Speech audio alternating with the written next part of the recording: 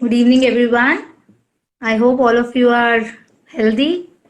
And today we are having a very important session, especially for all the women entrepreneurs, because all of us go out on business meets and we just don't know sometimes that there's always one person in a business networking meet of whom we always come back and talk. That person is looking very amazing. Oh, the speech was very good. Oh, the outfit was very nice. But we don't understand what exactly is the thing which is making us lose our charisma. So today we are just having an expert session on how to be charismatic, how to be the charm of an offline business networking meet. I'm sure a lot of women entrepreneurs who are joining us today, we all tend to go in a business networking meet.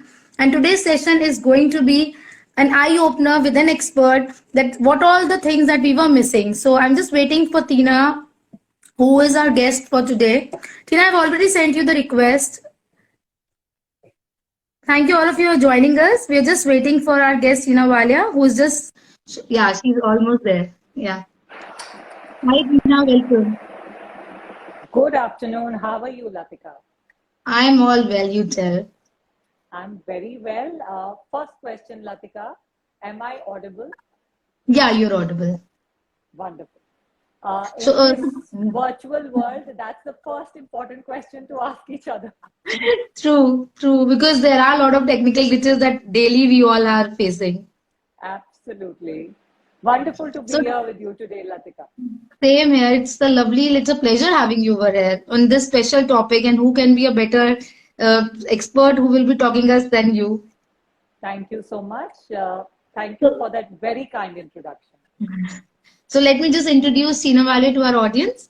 So Tina Walia is an ICBI certified image coach and NABET trainer, helping several clients develop and enhance their professional and personal images. She does corporate training for a lot of corporate houses and is currently training Indigo Airways.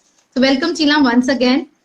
So all Thank those who are you. joining us, we are discussing on an important session for all the women entrepreneurs specifically for how to be the charisma in an offline business networking meet because what is that makes us have a charm in the business networking meet. So going straight away to the question, Tina, I wanted to ask, what are some of the tips to stand out in an offline business networking meet? So, Latika, according to me, am I audible? Yeah, you are audible. Okay, okay. So according to me, Latika, the rules stay the same no matter where you are, online, offline, no matter where you go.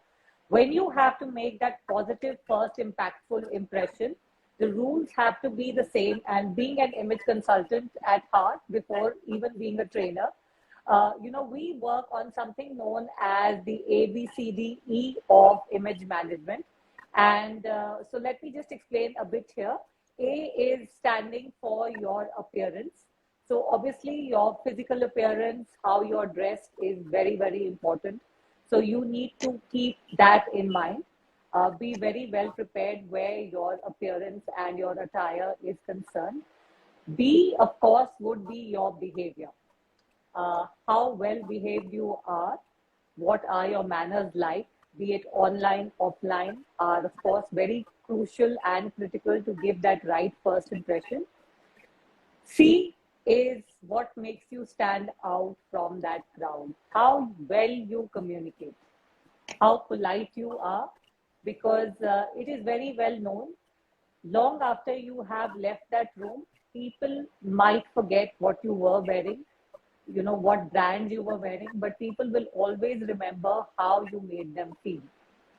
So your communication skills are absolutely critical. D is probably digital presence, and this is the world that we are living in. And this is something I think we've all realized during True. COVID and during these days of lockdown. So even if you are in an offline meeting, if you have a strong digital presence or a brand, people would be well aware of you even before you step into that room. So digital presence is very important, and E, of course, would be your etiquette. So your manners and your etiquette, whether you are following the right etiquette. Some people seem to feel that they are not important these days, but to show your respect towards other people, towards other religions, cultures, towards the occasion at hand is, of course, very important as well. So So I I, think hmm. so. If you follow and prepare for these A, B, C, D, E in mind, you will be sure that you made that right first impression and you will nail that business meeting or whatever you are heading towards. So now you've like told us about A, B, C, D, E of the things that we have to follow. So what are some of the don'ts also that you can just explain that what are some of the things that we should not do at all in a business meet? Like etiquettes you have already very well explained, but then what are some of the don'ts that we don't have to Okay. follow in a business meet? So let's start with appearance. Okay. Uh, don't be inappropriately dressed.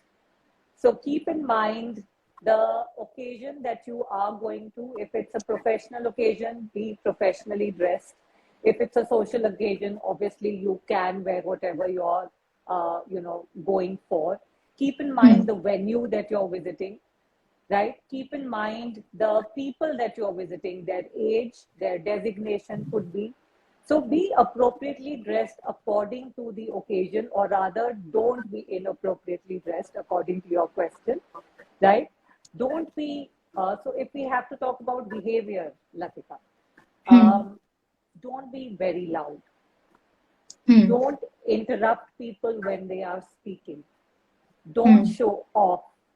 Don't hog the entire show, right? So those are things when we could talk about behavior and communication, right? So those are certain things that come to mind. Don't be late. Don't gossip, right? So when we talk about certain general mindful manners, these are things that will help you stand out from the rest of the crowd and will ensure that you will always be well respected no matter where you go, right? Yes. And So, these are yes. things that come to all of us naturally, but at times we become so lax that we don't pay attention to these smaller details. True. So herein, I just wanted to bring a little incident, as you have mentioned about don't dress up inappropriately. So recently we had a virtual networking meet. So now Right, on that we have maintained that we should have a dress code so that you should be a professional. You should wear professionally, as you have very well mentioned, whether offline or online. That decorum one should follow because that's a habit that we all have, whether we are right, going offline or online. So, but then also I have seen some like some people who were joining in, they were thinking that it was just a virtual thing. So they were just sitting in their bedrooms in their pajamas and the lowers, which somewhat hampered because while you are talking about business and then you are totally delve right. into the personal realm, that totally like makes your personality being a little dual nature. Absolutely. In fact, you will be surprised, Latika, when I go to certain business events, more people are more focused on the free food and the drinks at hand rather than, networking and making contacts and working the room rather than anything else. So you will come True. across all kinds of people. So that's what I'm saying. If you pay attention to your behavior, your communication, your appearance, you can be rest assured you will stand apart from the rest of the people.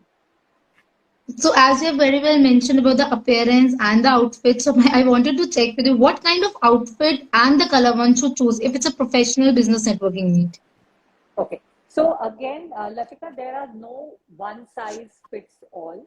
Hmm. There could be different kinds of business meetings that one can attend, right? So the basic, so we have different levels on a style scale in image management. So going from a level 2 to a level 3 to a level 4, and I will just speak about it a little bit to make it slightly simpler for your audience. A level 2 would be something like a basic level of professionalism where you wear a collar. So, for instance, I am Hmm. wearing a collared shirt today, if it's visible, right? Uh, so, that is basic level of formality or professionalism that one should wear. So, if you're Hmm. wearing westerns, you would wear a shirt and a trouser, or maybe for ladies, it could be a knee length skirt. Hmm. And if you are, say, you're wearing your Indian formals, then you could wear a kurta, right? A stiff cotton kurta or a silk kurta, which could have that Chinese kind of collar, or nowadays you even have fusion wear which can have proper collars. But ensure that it has full sleeves.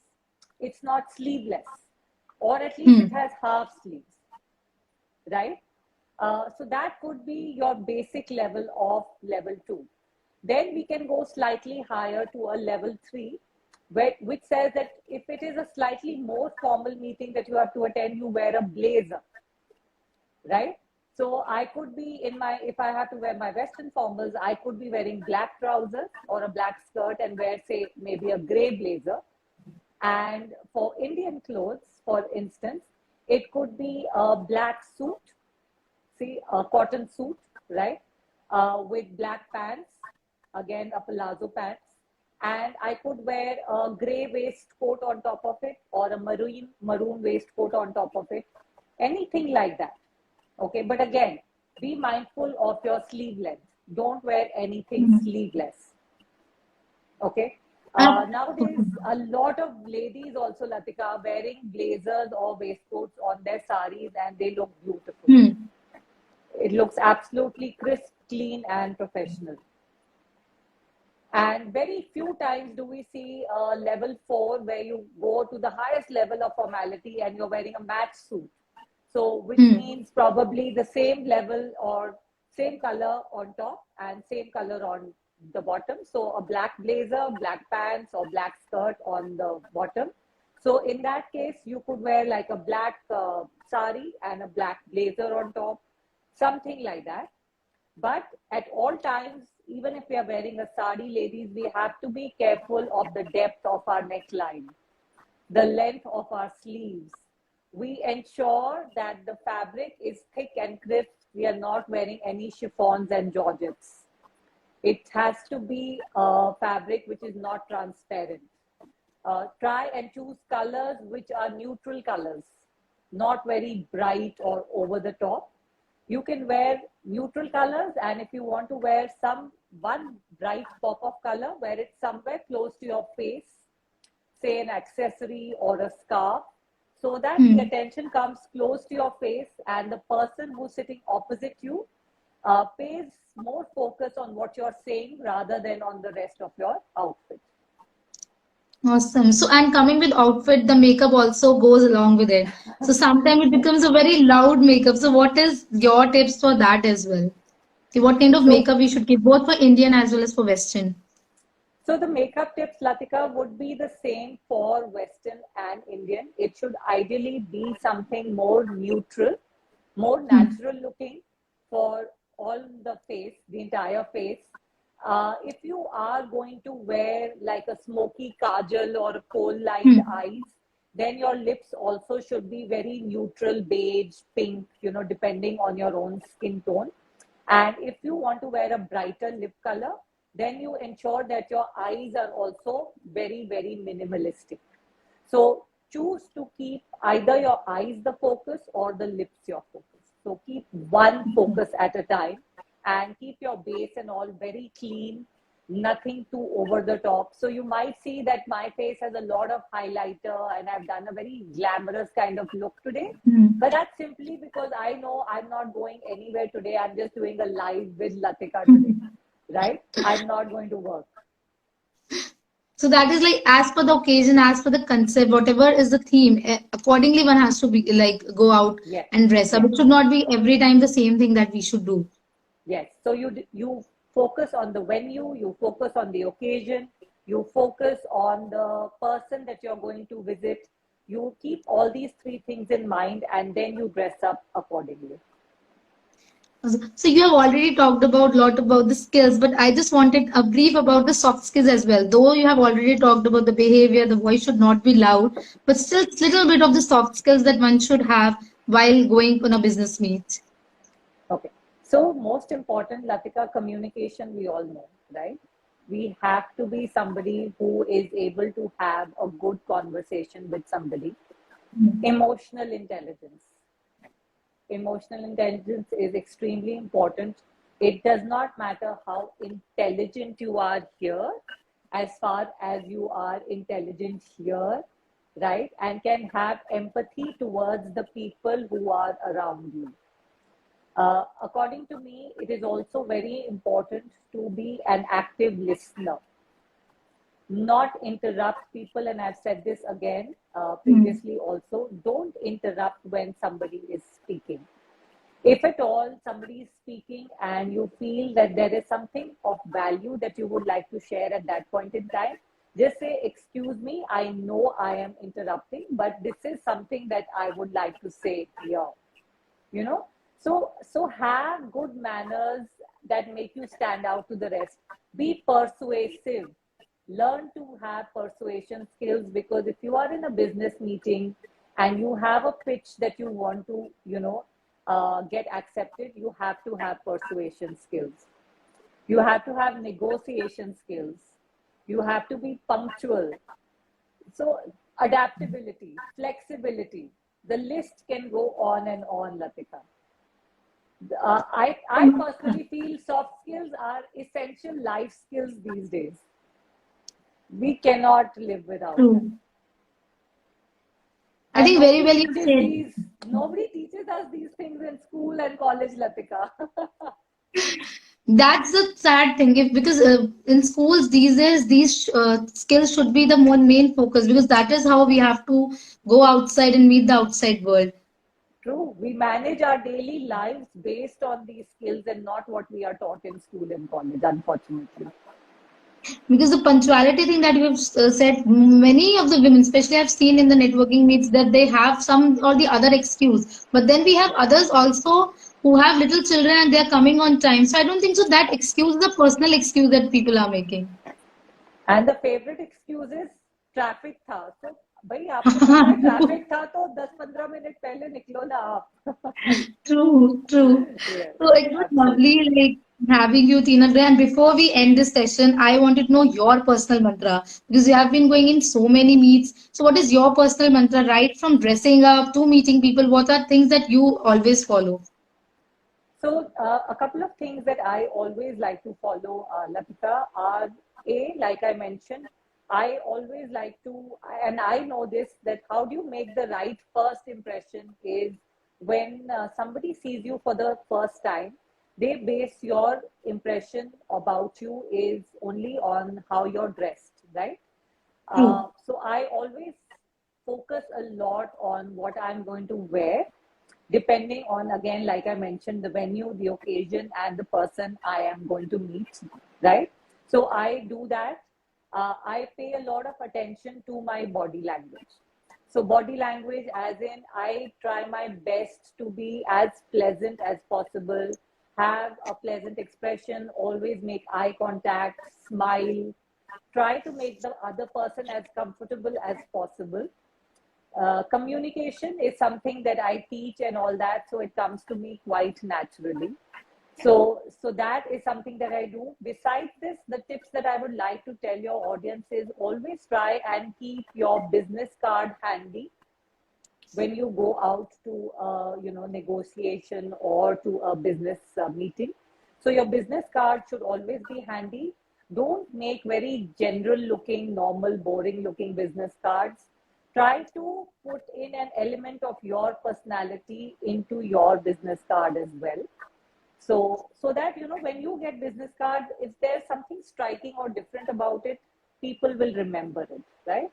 So that is something you could do. And secondly, keep an elevator pitch handy or ready. So elevator pitch, I don't know how many of you are aware, is a Hmm. pitch or a couple of lines that you speak about yourself, say not more than 20 or 30 seconds, which will persuade the other person to, do business with you or to invest their time, energy, and money in you, right? So because what happens, you go to a huge business meeting, you meet so many people. How do you persuade them in a few minutes or a few seconds to invest their time, energy, and money in you? So you have to have that elevator pitch ready with you at all points in time. And with every different meeting, you might have to tweak it slightly also, depending on the end goal and the person you're going to meet. So you have to work a little bit on that. So that would be the way I usually, negotiate these meetings. Awesome. It was lovely having you today. So many insights, especially for the business card. Even I got to know that now we also have to rework on our business cards. I got a very great tip from your end. Ki it should reflect the personality that you have. Because sometimes this is the non-verbal thing that we tend to forget. We just go out and get it printed out. But this is one thing that strike the person to persuade.